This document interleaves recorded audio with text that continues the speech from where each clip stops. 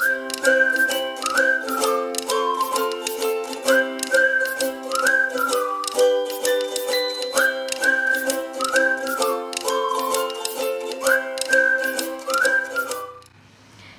And welcome to practical homeopathy. मैं हूँ doctor Sanjivani और आज हम लोग सीखेंगे absent minded, that is forgetful. Okay, so ये जो रूब्रिक है इसको आप कैसे पहचानोगे और इसका मीनिंग, इसका क्लिनिकल प्रेजेंटेशन बताने के बाद मैं इसी से जो मिलता जुलता रूब्रिक है उसमें का डिफरेंस भी आपके साथ शेयर करने वाली हूँ, तो वीडियो पूरा देखिए एब्सेंट माइंडेड मतलब क्या। एब्सेंट माइंडेड मतलब माइंड इज़ एब्सेंट। जनरली हम जहाँ है वहाँ पे हम लोग एक्चुअल में मेंटली प्रेजेंट है, तभी तो हमें पूरी चीज़ें ग्रास्प होंगी, हमें पता चलेगा कि क्या हो रहा है। पर एब्सेंट माइंडेडनेस में क्या होता है, एज द वर्ड सजेस्ट कि एक बंदा बैठा है, मतलब for example that person is sitting in the hall, ठीक है, अपने घर में। वहाँ पे उसका बच्चा रो रहा है, टीवी चल रहा है, उसका हस्बैंड उसके साथ बात कर रहा है, पर उसको कोई सुध नहीं है। उसको ना तो बच्चे का रोना सुनाई दे रहा है, ना टीवी पे क्या चल रहा है, ऐड चल रहा है, सीरियल चल रहा है, उसको नहीं पता है। उसका हस्बैंड क्या बोल रहा है उसको नहीं समझ में आ रहा है। क्यों? उसकी आंखें तो खुली है, उसके कान तो खुले हैं, पर उसको क्यों नहीं समझ में आ रहा है? Because mind is absent, mind is not present in that moment.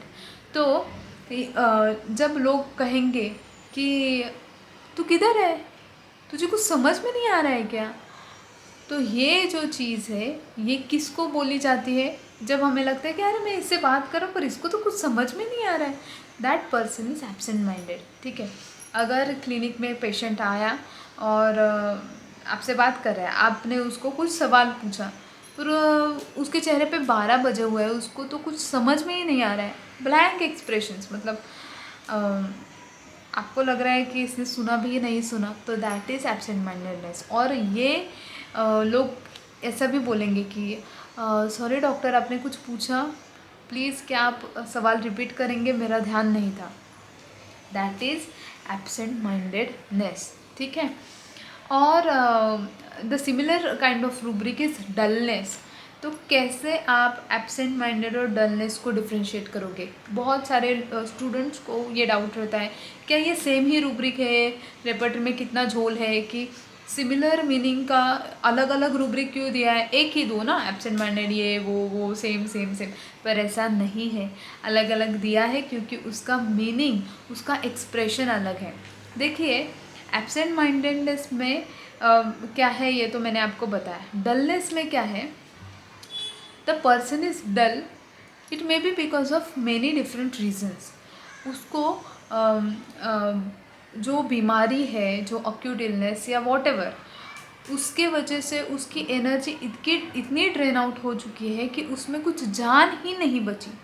तो ऐसे टाइम में उसको जो डलनेस आता है, डल, डीजी, ड्राउजी बोलते हैं ना, तो इतना डलनेस है, एनर्जी ही नहीं है, तो उसको समझ में नहीं आ रहा है, दैट इज़ डलनेस।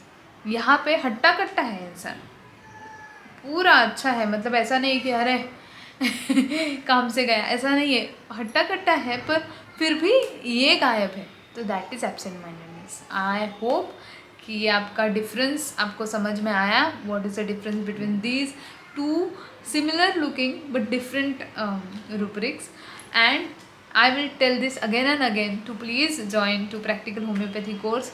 क्यों? मेरे लिए नहीं, अपने आप के लिए, अपने करियर को ग्रो करने के लिए ज़रूर एनरोल करिए। और फ़ायदा मैं आपको गारंटी के साथ कहती हूँ कि आप खुद बोलोगे कि हाँ भाई फ़ायदा हो रहा है मुझे कोर्स करके। Thank you so much.